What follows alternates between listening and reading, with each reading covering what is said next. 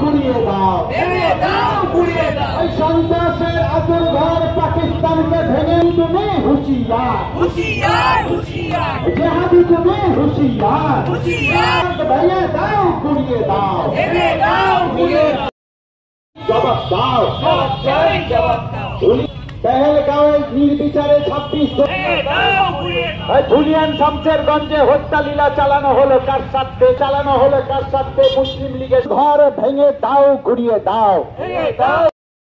Textile মোড়ে আমাদের যারা শহীদ হয়েছেন, সে পেহেলগাঁওয়ের 28 জন হোক, বিশেষত তাদের মধ্যে যে 26 জন ভারতীয়, আমাদের মুর্শিদাবাদের 2 জন হোক, বা নদিয়ার তেহট্টের সেই বীর যুবক হোক যে ভারতবর্ষের জন্য প্রাণ দিয়েছে, পাকিস্তানের গুলিতে মারা গেছে, তিনি হোক, তাদের সকলের শ্রদ্ধাতে, তাদের আত্মার সদ্গতি কামনায় আজকে আমরা এই টেক্সটাইল মোড়ে প্রদীপ জ্বালিয়েছি। 28খানা প্রদীপ আছে। পেহেলগাঁওয়ে যে ধরনের ঘটনা ঘটেছে সেটা অত্যন্ত চিন্তাজনক ঘটনা, কারণ এর আগে বহুবার কাশ্মীরে আক্রমণ হয়েছে। 90-এর দশকে কাশ্মীরের হিন্দু পণ্ডিত যারা ছিলেন, সেই কাশ্মীরি পণ্ডিতদেরকে বলা হয়েছিল মসজিদ থেকে ঘোষণা করে যে কাশ্মীর ছেড়ে চলে যাও, যাওয়ার সময় নিজের বউ আর মেয়েকে রেখে যাও। সেই সময় আমরা লড়াই করেছিলাম। ভারতীয় জনতা পার্টি তখন খুব ছোট রাজনৈতিক দল ছিল, এত বড় রাজনৈতিক দলে পরিণত হয়নি। আমরা বাড়ছিলাম, সেই সময় সরকারে আসেনি, কিন্তু ভারতীয় জনতা পার্টি সেই সময় থেকে কাশ্মীর নিয়ে তাদের আওয়াজকে সোচ্চার করেছিল। আজকে সেই কাশ্মীরে 370 ধারা বাতিল হয়েছে, 35-এ বাতিল হয়েছে।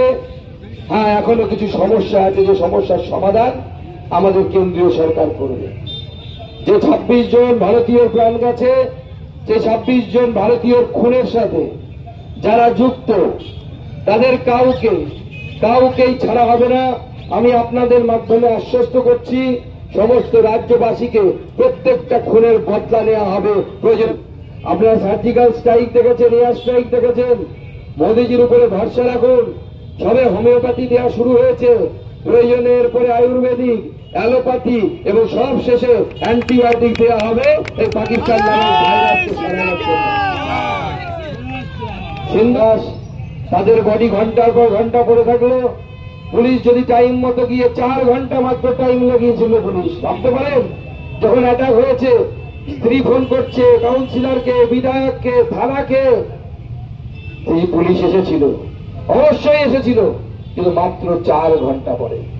4 ঘন্টা ধরে চন্দন দাস এবং তার সাথে সাথে তার বাবা হরগোবিন্দ দাসের দেহটা পড়ে থাকলো, রক্তক্ষরণ হলো। পরিবার তাকিয়ে দেখলো বাবা এবং ছেলে ধীরে ধীরে ধীরে ধীরে ধীরে ধীরে রক্তক্ষরণ হতে হতে মরে যাচ্ছে। আশেপাশের বাড়ি তারা দৌড়চ্ছে, কারণ বাড়িতে পেট্রোল বোম মারা হচ্ছে। অল্প বয়সী মেয়েরা ছাদ থেকে পালিয়ে যাচ্ছে, কারণ তাদেরকে ধমকি দেওয়া হচ্ছে, ধরে আন শালীকে, রেপ করব। আমাকে বলেছে ওখানকার মেয়েরা রেপ করার চেষ্টা করা হয়েছে। এই ধর্মীয় বাতাবরণ তো পশ্চিমবঙ্গে ছিল না।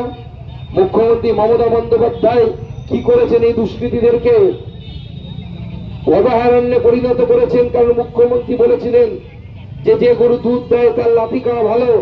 এই গরুরা মুখ্যমন্ত্রীর হয়ে ভোটের সময় ভোট লুট করে, হিন্দু এলাকায় গিয়ে ভয় দেখায়, বোম মারে। পুলিশ আপনাকে বাঁচাতে আসবে না, সেও নিজেদের বাঁচানোর জন্য তৈরি হন। নরেন্দ্র মোদী একমাত্র পারে আপনাদেরকে বাঁচাতে, আর কেউ বাঁচাতে পারে না। তাই নরেন্দ্র মোদীর হাত শক্ত করুন। আজকে এতগুলো প্রাণ চলে গেল, ভাবা যায় কাশ্মীর তো বহুদিন থেকে ডিস্টার্ব। কাশ্মীরের লাল চকে এক সময় ভারতবর্ষের পতাকা তোলা যেত না, এখন রাহুল গান্ধী গিয়ে সেখানে ভারতবর্ষের পতাকা তুলতে পারে।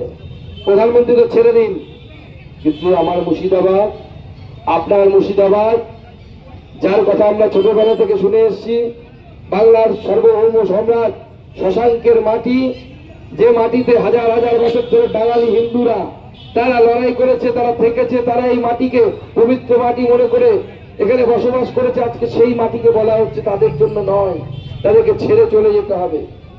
ওয়াকফ বিলকে কেন্দ্র করে ওয়াকফের ডাবলু পর্যন্ত বোঝে নেয় না। যারা দাঙ্গা করতে এসেছিল সব কটা মাদ্রাসা ছাপ, 14-15 বছরের বাচ্চা লুঙ্গি পরে, তাদেরকে যদি বলা হয় যে মাদ্রাস ওয়াকফ বিলের একটা লাইনের মানে বোঝা, ওয়াকফ বিল ভারতবর্ষের প্রধানমন্ত্রী যে সংশোধন করেছে, এই নিয়ে ভারতীয় জনতা পার্টির মাইনরিটি মোর্চা তারা বিভিন্ন জায়গায় সভা সমিতি করছে, মানুষকে বোঝাচ্ছে। আমরাও চ্যালেঞ্জ করছি তৃণমূল কংগ্রেস এবং বিরোধী দলের লোকেরা যেটা বোঝাচ্ছে আপনাদেরকে যে বিজেপি সরকার আইন করেছে মসজিদ দখল করে নেবে, কারবালার মাঠ দখল করে নেবে, অমুক দখল করে নেবে, তমুক দখল করে নেবে। কিচ্ছু দখল হবে না। আপনার মসজিদ আপনার জন্য পবিত্র। নরেন্দ্র মোদী মনে করে ভারত হিন্দুর মন্দির যতটা পবিত্র, হিন্দু হিসেবে আমরা মনে করি আপনার মসজিদও ততখানি পবিত্র। আপনার মসজিদই থাকবে, ওখানে বিজেপির সরকার হাত দিতে যাবে না। কিন্তু একবার বলে দেওয়া হলো যে চিল কান নিয়ে গেছে, চিলের পেছন পেছন দৌড় মারলে। এনআরসির সময়, সিএর সময় বলে দেওয়া হলো এনআরসি হয়ে গেছে, মুসলিমদেরকে নাকি বাইরে বের করে দেওয়া হবে। আজকে 2 বছর হতে চললো সিএ হওয়া।